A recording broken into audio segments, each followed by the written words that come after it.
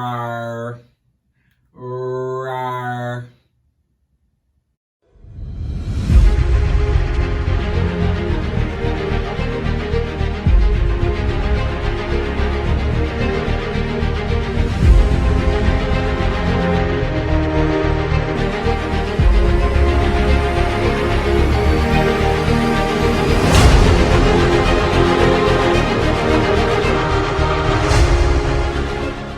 Welcome to another installment of Judgmental AF. I'm your host, the magnanimous Kent Black, preferably known as the Trap God Bravo. And here today, I am here to bring you another installment of our Fetish series where we focus on the primal behavior. And I know what you're thinking to yourself. Trap God, what is primal? And I'm here to help you out, dear sir. Today, primal, you see, is a sexual kink that involves becoming more animalistic during sex. You know, this can include biting, scratching, general brute force, and making animal type noise. A lot of you have been doing that for a long time in your life, and you didn't even know it. So whenever that girl scratches your back and starts leaving marks, just think, that girl has a little bit of primal in her. And if you like that shit, so do you. So the thing to know about primal is that it's pretty much a spectrum, you know? It's a very large range of varying behaviors. And these behaviors can go from the simple biting, scratching, not really talking, using a lot of noises and stuff to communicate between each other. And then it can go to the little bit more extreme where you getting a little bit more physical. You start going into like following people and going into the more predator-prey relationship. So it's a spectrum, guys. If you really want to know more, you can do some more research, look it up on your own. You don't just have to take my opinion of it. And if this is something, and if you've been in this community before and you're just here checking out what I had to say, by all means, drop me a line either in the comment section or on our social media on @JudgementalAF on Instagram and AF Judgmental on Twitter. By all means, if you don't want to say anything in public because you enjoy your privacy, you can DM as well, because more than happy to have the conversation. Would love to conversate with you people and, you know, use words that don't actually exist like conversate. So the thing to realize about the primal kink is that there are different activities and there's different layers to this.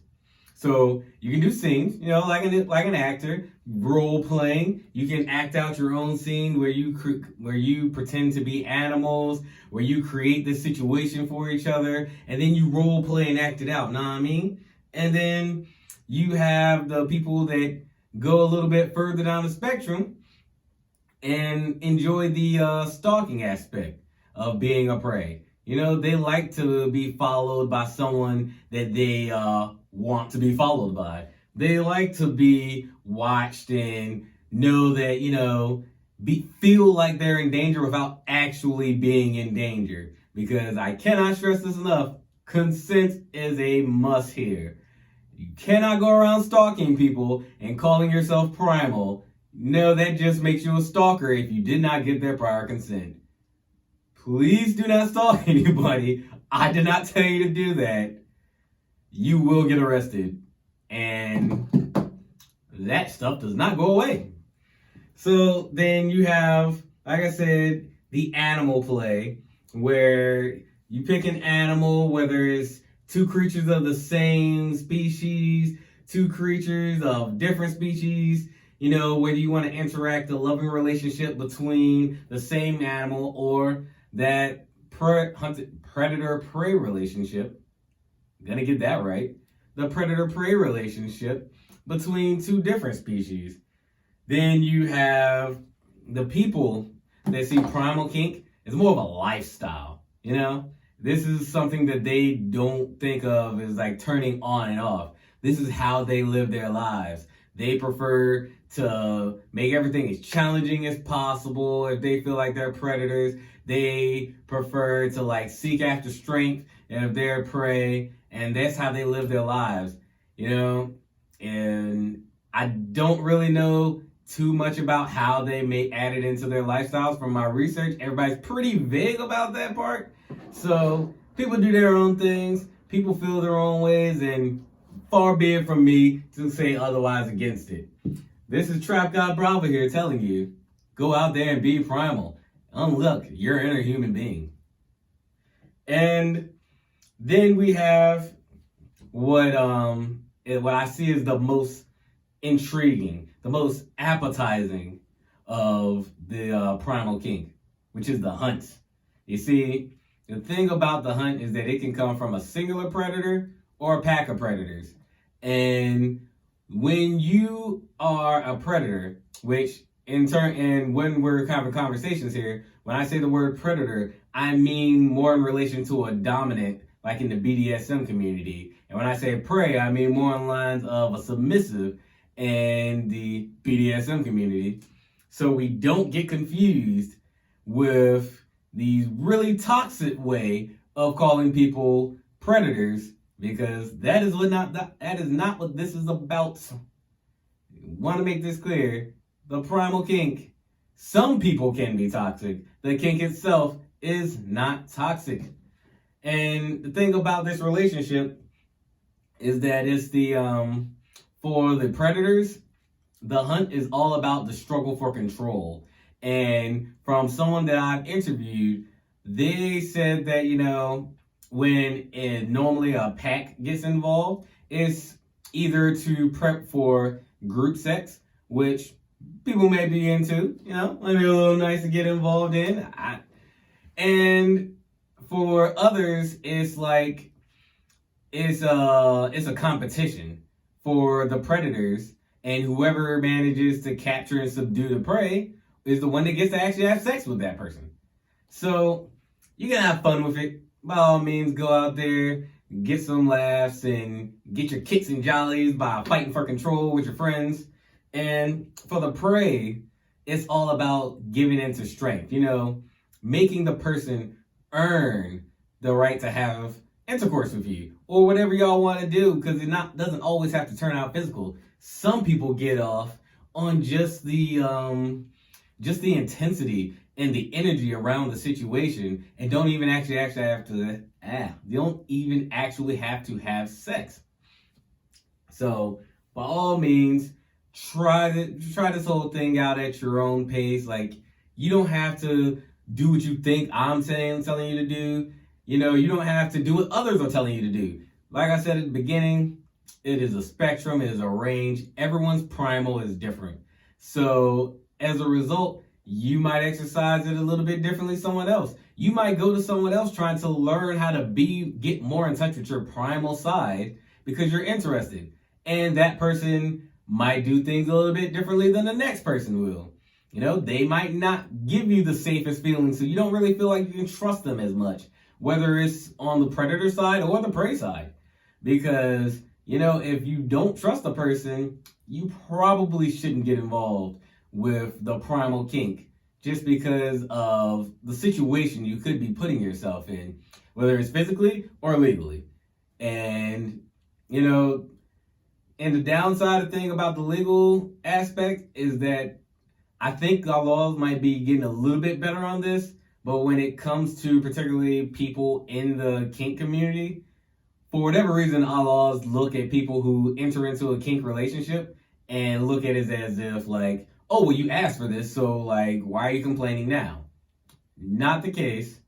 Here at JudgementalAF, we support you. We don't judge your kink. We might judge you, but we're not going to judge your kink. And so the thing about the hunt, yet again, to get back to it, is that it's very similar to, and I think women can understand this a little bit more, when you go out and you meet a person, you already seen them, you already essentially know, hey, I'm probably going to sleep with this person, I'm probably going to give this person my number, I really want to talk to this person. Off rip, you was like, yo, I'm trying to get the dick, what's good? But you don't want to look like a hoe. You know what I mean? You don't want them thinking you a Tatiana out here, B. So you go, all right, well, yeah, I want it, but I'm going to make them work for it a little bit. I'm going to make them earn this pussy. And That's essentially the primal kink. It's about earning what you get. Because unlike the doms and submissives of the BDSM community, it's not trust or control that's just given. It's control that's taken. And therefore, you kind of have to work for it. You kind of have to earn it. And then from there, you can, and a lot of people have actually ended up being switches in this community because they don't feel like sometimes all the time they want to be a predator, all the time they want to be a prey.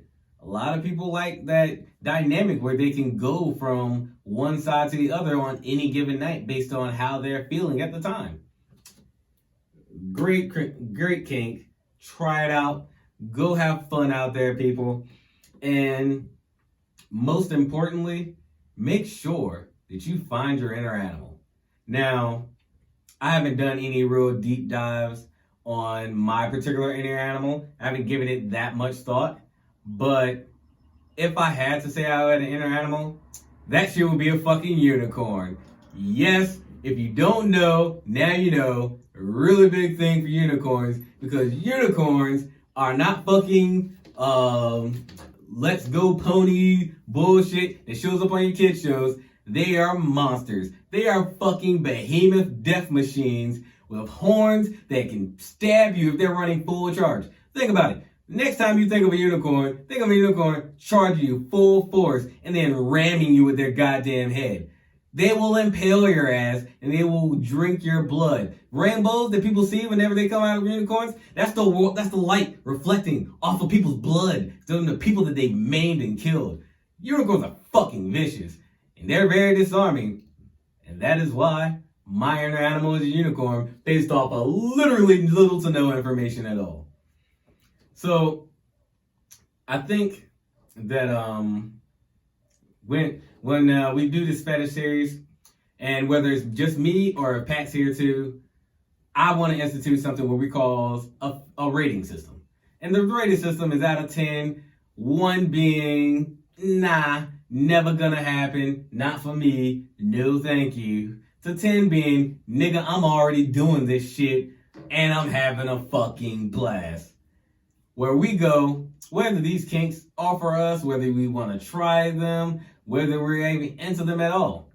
And for the primal kink, before my research and before I started studying this and looking into this and reading my own stuff, when I was first introduced to the primal kink, I was like a hard no.